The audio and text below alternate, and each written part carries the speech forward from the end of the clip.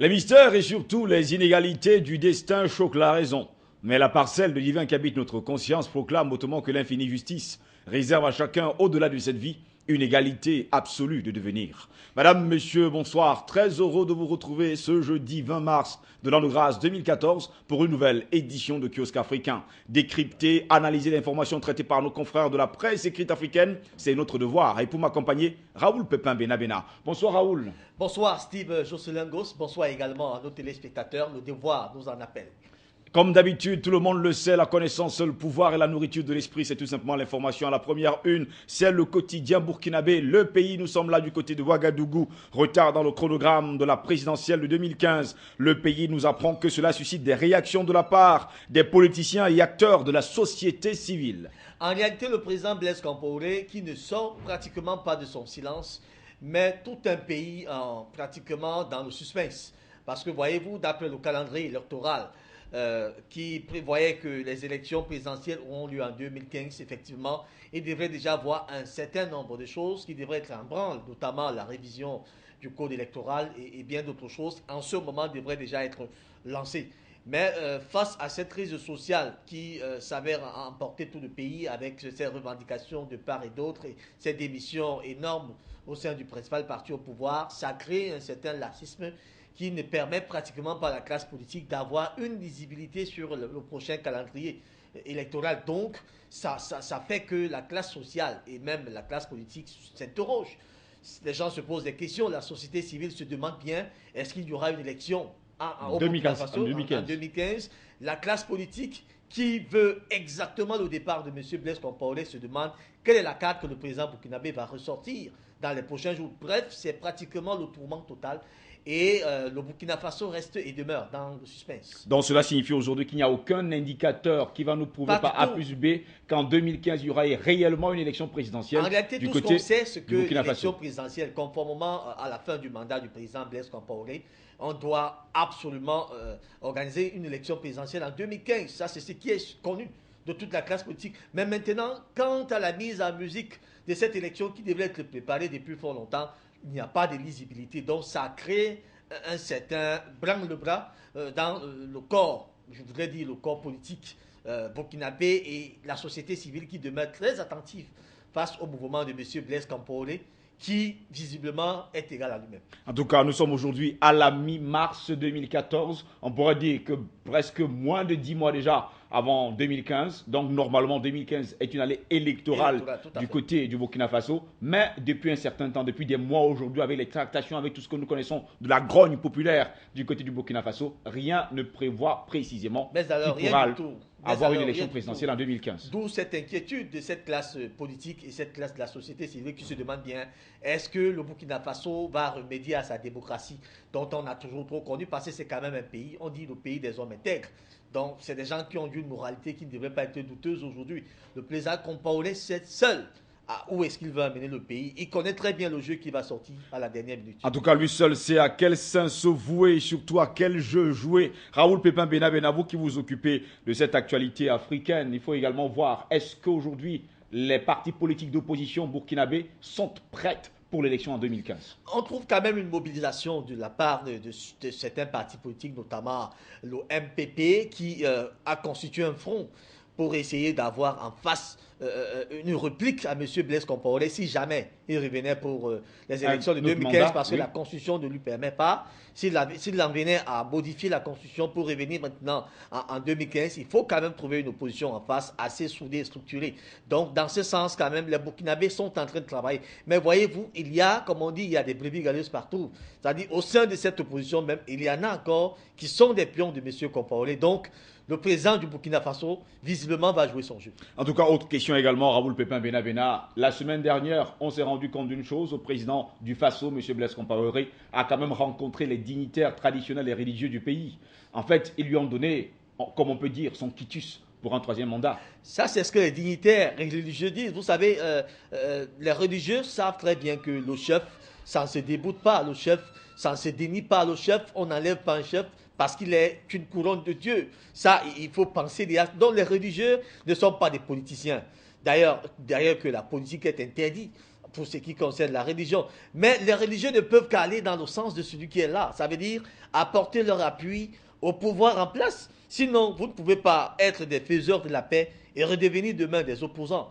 Les religieux sont dans leur rôle, mais l'opposition également entend jouer pleinement son rôle. En tout cas, ce que nous savons, c'est que les leaders traditionnels et les leaders religieux, leur but en fait, c'est qu'il y ait la paix du côté du Burkina Faso. Burkina Faso qui connaît depuis plusieurs mois aujourd'hui la grogne sociale, puisque plusieurs personnes, sans oublier plusieurs classes sociales, sont descendues dans les rues pour dire non au changement, en tout cas, de l'article 37 de la Constitution du Burkina Faso. C'est justement une information que nous rapportait aujourd'hui le pays. Retard dans le chronogramme de la présidentielle de 2015. Le pays nous apprenait que cela suscite des réactions de la part des politiciens et les acteurs de la société civile. L'Indépendant nous parlait inculpé et en détention dans le cadre de l'enquête sur les 21 bérets rouges disparus. L'Indépendant nous apprenait que les principaux accusés ont été divisés. Ainsi, le journal nous faisait savoir que le général Sanogo a été transféré à Sélengue, le général Yamoussa Kamara à Koulikoro, le général Sidi Alassane Touré à Koutiala. Là-bas, dit-on, les conditions de détention sont aujourd'hui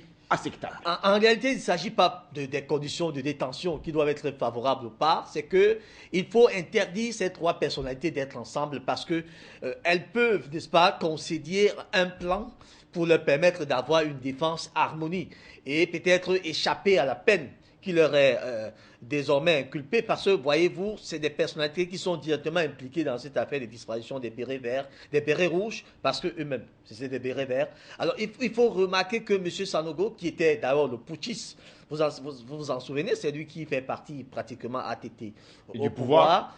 Alors que ATT était également à la sortie. Et justement, il avait dit qu'il ne serait pas en tout cas candidat à la présidentielle. Il était pratiquement à un mois pour rentrer, en fait, quitter le pouvoir. Tout à fait. Alors, lorsqu'il y revient, qu'est-ce qu'il fallait faire? Il fallait mettre hors d'état de nuire ceux qu'il pouvait considérer comme des jeunants, dont les bérets rouges, qui étaient restés jusqu'à là fidèles à ATT et qui constituaient d'ailleurs la garde républicaine de l'époque.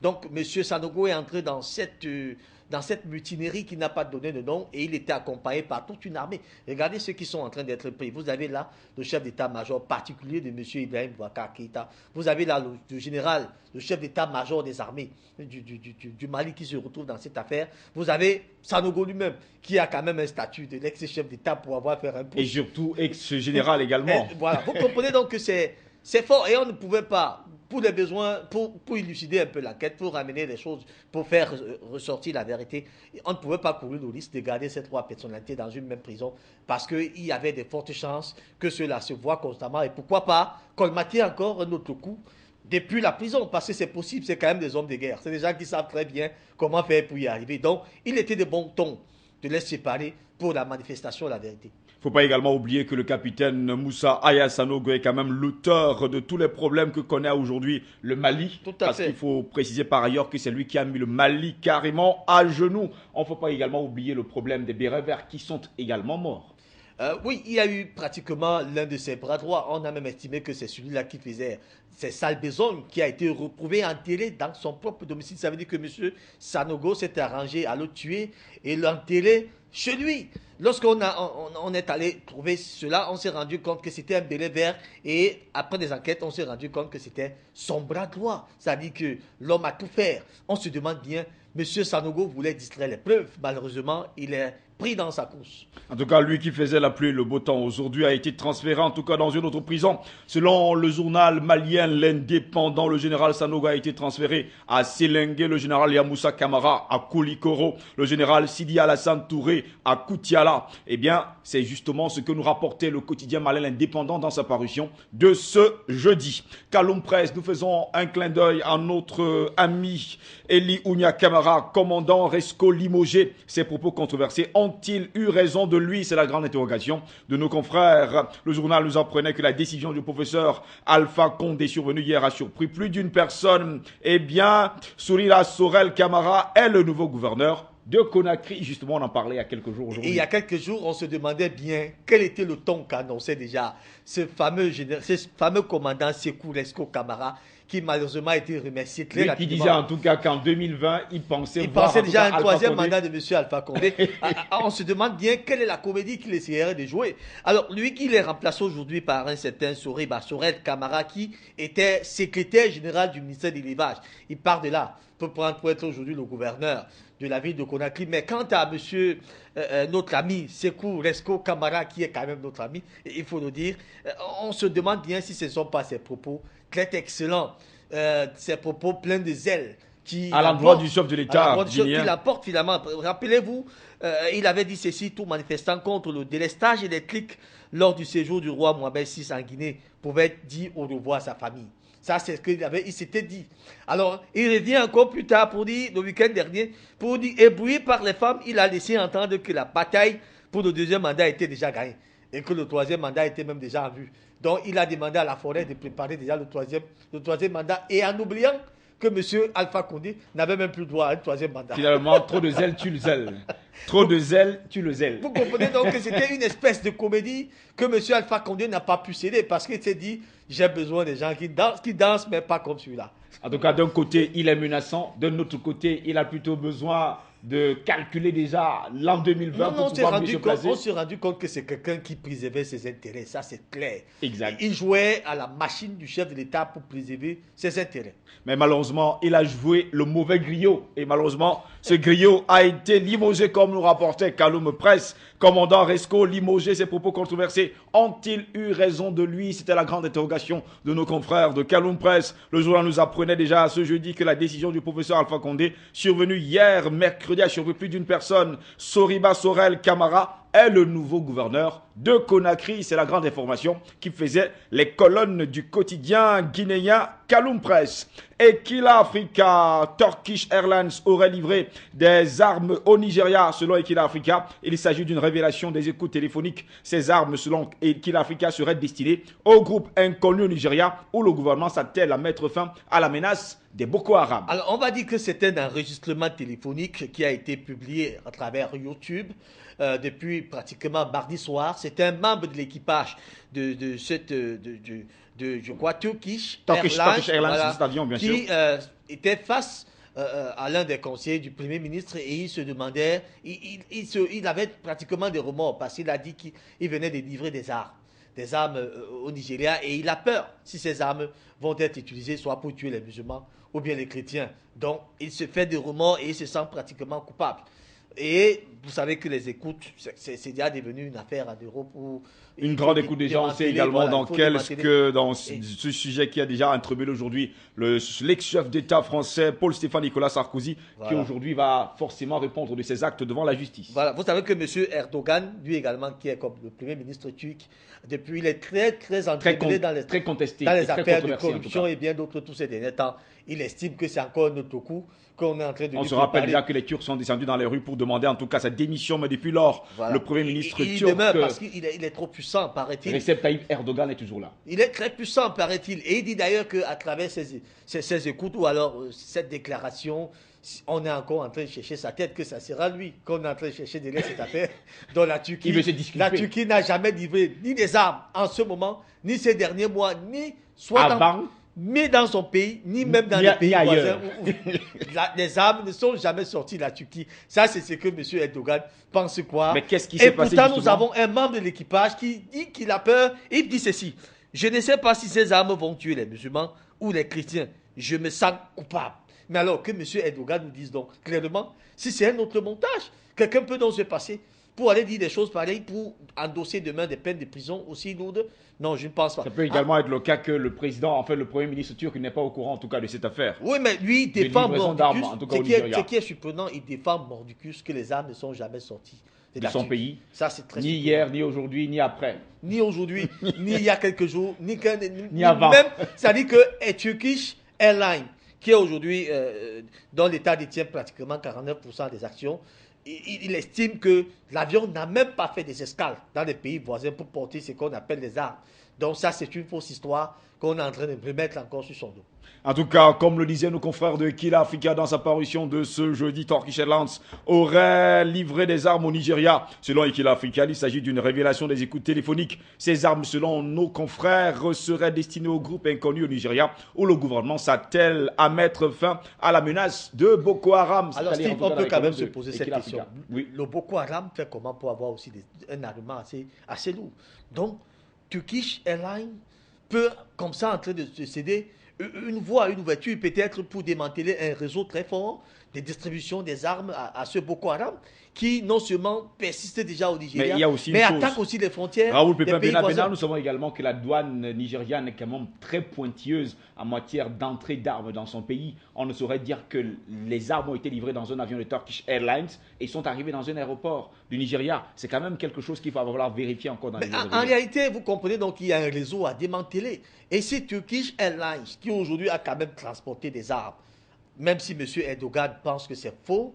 Mais nous nous en tenons au propos de ce responsable de cet équipage qui dit qu'il a peur si ces armes vont tuer les chrétiens ou bien les musulmans. En tout cas, l'équipage de l'avion. Voilà, supposons maintenant que ce soit le cas, que les armes ont été transportées. C'est une piste pour démanteler quand même un réseau assez puissant et qui perturbe et le Nigeria et ses pays voisins. En tout cas, on espère tout simplement que les armes ne seront pas livrées aux groupes islamistes de Boko Haram ou encore en tout cas aux chrétiens, parce que notre vœu le plus cher, c'est pas que les chrétiens, les musulmans s'entretuent. C'était à lire en tout cas dans les colonnes du quotidien africain. Et Kila Africa, Iwaku, les voix du Burundi, la question de la punition physique ressurgit dans l'éducation des jeunes enfants au Burundi. Iwaku nous disait que cette question révolutionne les cœurs et fait renaître la mauvaise pensée. 4 ans après l'interdiction de la punition physique dans les écoles burundaises, la question refait surface parce que les enseignants ont constaté qu'il y avait baisse au niveau du travail et que les enfants devenaient de plus en plus têtus parce qu'il n'y avait plus ce fouet qui était derrière. Donc pour certains enseignants, le fouet était une manière de discipliner les enfants et de mettre la pression à leur dos pour leur permettre de travailler et d'avoir des résultats meilleurs. Or, il y a une autre classe des enseignants qui précise que le fouet, non seulement pouvait faire peur à l'enfant, mais amenait parfois des destructions graves. Parce que lorsque l'enseignant se met à fauter, parfois il ne contrôle plus ses émotions. Et on arrivait à des cas tels que l'enfant tombe, soit il meurt, l'enfant est hospitalisé. Qui est donc responsable dans ce cas? Il était donc mieux de mettre un terme à cette histoire. Et puis, il y a un autre ton, qui estime que l'enfant qui travaille bien ou qui ne travaille pas bien, le parent est responsable de son enfant. Ça veut dire donc que les parents peuvent accompagner cette éducation à la maison. Donc, le maître, qui n'est que là pour léguer des connaissances, remettre l'enfant sur les rails, le parent doit en continuer. Donc, c'est un débat qui est lancé au Burundi. Il y en a qui soutiennent mordicus que le bâton, la chicotte doit revenir et un autre groupe qui estime que non, ce n'est pas la chicotte qui fait le résultat. Malheureusement, c'est un débat qu'on retrouve carrément dans plusieurs pays. Dans plusieurs pays de l'Afrique, en tout cas du continent noir. On a même vu des enseignants qui ont été séquestrés parce qu'ils ont osé fouetter un enfant. Et puis Steve, je ne vous cache pas un secret, je vous le dirai moi-même personnellement. Je suis allé rencontrer certains enseignants de mes enfants et leur interdit de lever le moindre fouet sur mes enfants parce que je sais la punition qu'il faut pour mes enfants et non le fouet. Le fouet les a bêtis. Donc cela dit que vous êtes contre le fouet. Je suis pratiquement contre le fouet. Je ne serai jamais pour le fouet. Parce que le fouet ne donne pas les résultats. Ça, c'est clair. Ça, c'est ma position à moi. En tout cas, vous avez le droit à votre position. Vous avez également votre droit à votre opinion. Iwako nous disait la question de la punition physique ressurgit dans l'éducation des jeunes enfants du côté du Burundi. Eh bien, Iwako nous faisait savoir que cette question révolutionne les cœurs et surtout fait renaître de mauvaises pensées dans les esprits des Burundais. Sud Quotidien, nous sommes là au Sénégal. Exclusion des candidatures indépendantes au local. L'UNIS fusille le nouveau projet de code électoral. Titrait déjà Sud Quotidien dans sa parution de ce jour qui remarquait que des divergences se multiplient au sujet de l'adoption d'un code électoral consensuel. Les élections locales qui se préparent au Sénégal entraînent quand même déjà beaucoup de remous parce que la commission qui est chargée de mettre sur pied un code électoral fiable qui est constitué des partis d'opposition, des partis au pouvoir et ses alliés, y compris les partis neutres et la société civile, ne parvient pas à s'entendre sur un certain nombre de données, notamment après d'abord des trucs sur la parité, sur le mode de scrutin qui n'est même pas encore revu aujourd'hui parce qu'il y en avait qui disputaient, qui parlaient des 50 55%, les autres parlaient de 55%, Exact. certains parlaient de 50-50%, donc ça n'a pas pu de partager les deux partis. Maintenant, il y a encore ce fameux problème des candidatures indépendantes. Est-ce que les candidats indépendants peuvent revenir pour une élection? C'est ce qui semble être problématique aujourd'hui. Il y a une partie qui dit non. Et il y a une partie qui dit oui. Il y a une partie qui soutient que le candidat devrait être soutenu par un parti. Parce que c'est quand même le parti qui va aux élections. Une élection municipale ou bien une élection législative, c'est quand même le parti qui va aux élections. Ce n'est pas également interdit qu'un individu aille également à une élection. Malheureusement, le Sénégal veut interdire. En fait, je voudrais dire, il y a une fraction. Circonscrire un peu cette situation. Il y a une fraction qui voudrait circonscrire à cette situation, qui estime, parce que, il faut le voir, et c'est un peu avec de raison, parce que les élections législatives municipales sont des élections généralement dont les candidats sont soutenus par des partis. Une élection présidentielle encore, un candidat indépendant peut arriver. Parce qu'avec des idées, on voit clairement, on s'est dit, il est neutre, il n'a pas de sang sur lui, il peut gérer ce pays. Maintenant, les élections législatives, vous êtes appelés, les élections législatives comme municipales, c'est le parti qui doit soutenir un candidat. Mais le Sénégal voudrait peut-être ressortir sur un autre modèle de démocratie dont on entend voir les pourparlers vont dans bon train. Jusqu'à présent, tout piétine et la date pour les élections de 2015 ne fait que s'approcher. En tout cas, on est en train de préparer pour l'instant les locales du côté du Sénégal. C'est justement pourquoi il y a pas mal de tractations depuis quelque temps du côté du pays de Macky Sall. Exclusion des candidatures indépendantes au local. L'UNIS fusille le nouveau projet de code électoral. Titrait déjà le quotidien sénégalais Sud Quotidien qui remarquait que les divergences se multiplient au sujet de l'adoption d'un code électoral consensuel. On espère tout simplement que les choses vont rentrer dans l'ordre entre les partis politiques et surtout les particuliers et les individus qui ont besoin de participer aux locales prochaines. Tout à fait. En tout cas, le Sénégal est une démocratie avérée. Donc, les débats qui se montrent toujours très houleux là-bas finissent toujours par avoir des solutions fiables. Et on espère que c'est dans cette lancée et c'est dans cet esprit que les Sénégalais sont en train de réfléchir. En tout cas, ils vont continuer à réfléchir. Nous allons passer directement en Afrique centrale, précisément en RCA. Catherine Samba Panza, reçue en audience à Libreville par Ali Bongo Ondimba, précisait journal de Bangui jeudi. La présidente de la transition en RCA en a profité pour saluer les efforts du Gabon en faveur d'une paix durable et définitive dans le pays. Arrivée d'ailleurs à Libreville, elle a dit ceci: je suis venue pour une visite consultative. Ça veut dire qu'elle est venue écouter les conseils de son frère. Ali Bongo Ondimba. Ali Ben Bongo Ondimba, même s'il est son petit frère, parce que Madame Samba Panza semble être le plus âgé que Monsieur Bongo Ondimba. Mais la vieillesse ne veut pas dire que c'est la sagesse. Voilà, ça ne dit même pas moins que Monsieur Bongo Ondimba gère quand même ses affaires avant qu'elle vienne donc prendre conseil chez son frère, qui peut lui dire quelque chose. Mais l'ordre du jour portait essentiellement sur la situation sécuritaire et économique et surtout politique en République centrafricaine. Madame Samba Panza a besoin de payer ses employés, elle a besoin de payer les fonctionnaires. La Centrafrique a besoin de fonctionner, il n'y a pas d'argent là-bas. Vous allez vous rendre compte que chaque visite qu'elle fait dans un pays, elle ressort de là avec un peu d'argent. Donc son arrivée au Gabon n'est pas seulement une balade, une promenade d'aisance, c'est pour aller plaider la cause des Centrafricains auprès du président gabonais. Vous lui dites, écoutez, vous ne pouvez pas me lâcher à ce moment précis. J'ai besoin de vous, la Centrafrique a besoin de vous. Je crois que c'est le ton là que Mme Samba Panza est allée avec Ali Breville. En tout cas, nous savons déjà que la dernière fois, elle était du côté du Congo-Brazzaville chez son homologue congolais Denis Sassou Nguesso. Cette fois-ci, elle était du côté du Gabon avec Ali Bongo Ondimba. Il faut également dire qu'elle a fait également un petit tour du côté de la France. Mais une question, Raoul Pépin Benabe, on a l'impression que Mme Panza va toujours dans un pays où, il faut le dire, le président français est passé il y a quelques jours. En réalité, vous savez, la France ne peut pas être mise en écart de ce conflit centrafricain. La France est quand même là, joue un rôle central à partir de l'opération Sangaris, qui, malgré le fait que les militaires français sont contestés en République centrafricaine, mais il faut quand même le dire de façon fiable que c'est des gens qui abattent aussi un travail très sérieux aux côtés de la MISCA, qui aujourd'hui démontre clairement que les forces africaines peuvent faire quelque chose. On peut compter en tout cas sur la MISCA, tout le monde le sait.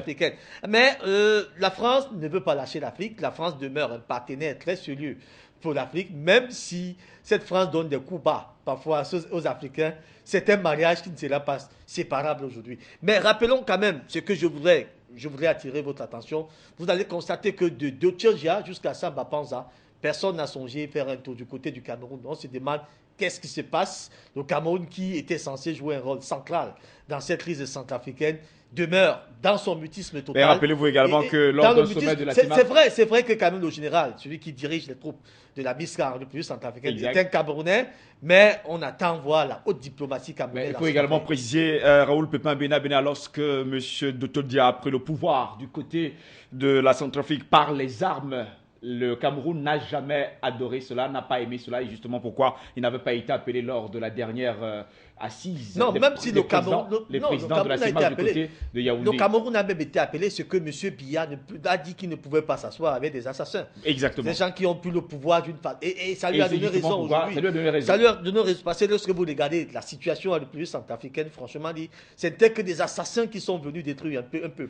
Mais ça ne devrait pas ramener maintenant le président Biya à être dans une position de rétractive. Il devrait maintenant autant donner, comme les assassins sont partis, une dame est maintenant là pour gérer la transition. Je crois qu'il devrait donner une impulsion. Jusqu'à peu de contraire, je pense que le chef de l'État camerounais est en train de réfléchir pour trouver des voies et moyens pour que le pays rentre en tout cas dans la paix, puisque nous savons une chose simple, c'est que le pays accueille depuis un certain temps près de 130 000 Centrafricains qui vivent d'ailleurs du côté à l'est du pays et surtout sous la responsabilité bien sûr du Cameroun. Rappelons également pour une information qu'une centaine de soldats manquent pour pouvoir lancer l'opération militaire européenne en Centrafrique qui devait normalement initialement démarrer cette semaine. Mutation au Cameroun titrait déjà ce jeudi sur une note de nécrologie. Catherine Abena est morte. L'ancienne secrétaire d'État aux enseignements secondaires est décédée hier à l'hôpital de la Caisse de Yaoundé. Le journal précisait que depuis sa libération, elle observait régulièrement une grève de la faim. Entrée au gouvernement en décembre 2004, elle a été débarquée le 30 juin 2009 et dès janvier, je précise bien le 15 janvier 2010, elle a été interpellée dans une affaire de détournement des deniers publics. Elle a séjourné pendant 5 jours dans une cellule de la police judiciaire camerounaise avant de se retrouver en détention préventive à la prison centrale de Koningui. Mais quelques temps après, elle a été admise à l'hôpital central de Yaoundé parce qu'elle observait une grève de faim qui a dû détériorer un peu son corps. Et elle se retrouvait donc à l'hôpital central de Yaoundé où elle a passé pratiquement près d'1 an. Et libérée donc de façon sournoise, elle s'est retrouvée chez elle. Depuis ce jour, elle n'était plus en santé. Alors elle a commencé donc à avoir des petits problèmes de santé. On parle d'un cancer qui a dû se détériorer. Malheureusement, elle rend l'âme. C'était le 19 mars 2014, pratiquement à la veille de son 60e anniversaire. Terminons avec Journal du Tchad. Le Tchad et l'Algérie signent plusieurs accords de coopération. L'information relayée par Journal du Tchad précise que les deux parties ont aussi procédé à la signature d'un mémorandum d'entente relatif à la promotion du commerce extérieur. 7 accords de coopération bilatérale à l'issue de la 3e section de commission mixte algéro-tchadienne ont été signés par les deux pays. Il faudra tout simplement remarquer que le Tchad et l'Algérie ont une nouvelle vision. C'est une nouvelle ère diplomatique qui s'ouvre enfin pour le Tchad, qui a toujours été considéré comme un petit pousset en Afrique centrale, et cette Algérie qui joue quand même le rôle des leaders dans l'Afrique blanche. C'est une coopération suite qui semble se dessiner déjà. Les Africains ont compris que ils devraient, n'est-ce pas, ces pays africains ont compris qu'ils devraient en principe renouer des partenariats de coopération entre eux-mêmes. Pourquoi pas? Ça serait quelque chose de positif par rapport à l'Occident qui ne cherche que des gros bénéfices. En tout cas, on a compris une chose simple, c'est qu'entre les Africains, depuis un certain temps, c'est carrément des coopérations sud-sud. On a vu également le cas avec le roi chérifien Mohamed VI qui a fait le tour carrément de l'Afrique. Aujourd'hui, c'est simplement l'Algérie également qui est en train de jouer avec ce genre de choses. On a vu la Côte d'Ivoire, on a vu plein de choses en tout cas qui sont en train de se dérouler sur le continent noir, le Tchad et l'Algérie. Donc, on a signé plusieurs accords de coopération comme le rapportait nos confrères du journal du Tchad. Le temps nous tient à la gorge. Raoul Pépin Bena, nous mettons la clé sur le paillasson. Mais en tout cas, je crois que le temps ne nous tirait pas trop à la gauche. Si nous avons encore pratiquement 1 minute 30 secondes à dire quand même quelques mots. Bon, ben, on va dire merci à nos téléspectateurs qui nous font davantage confiance. On se donne rendez-vous demain. Demain à 17h30, heure d'Afrique centrale. Et surtout le samedi à partir de 9h30, temps universel. Et surtout 10h30, heure d'Afrique centrale. Nous serons là pour la grande tribune. Vous, directeur de publication, rédacteur en chef. Vous connaissez bien notre adresse info@afriquemedia.tv. Vous nous envoyez vos photos. journaux, vous nous envoyez vos journaux et surtout, vous-même, vous venez commenter le journal le samedi précisément lors de la grande tribune. Raoul Pépin Bena, au plaisir de vous retrouver demain pour une nouvelle édition de Demain, Kiosque Africain. probablement, ça sera alors la dernière de la semaine. Exactement. Et on va se retrouver samedi matin, 9h30, temps universel. Mesdames, messieurs, c'est ici que s'achève cette autre édition de Kiosque Africain. Restez sur Afrique Média, l'information est en continu sur notre chaîne. Bonne soirée à toutes et à tous et à demain, s'il plaît à Dieu.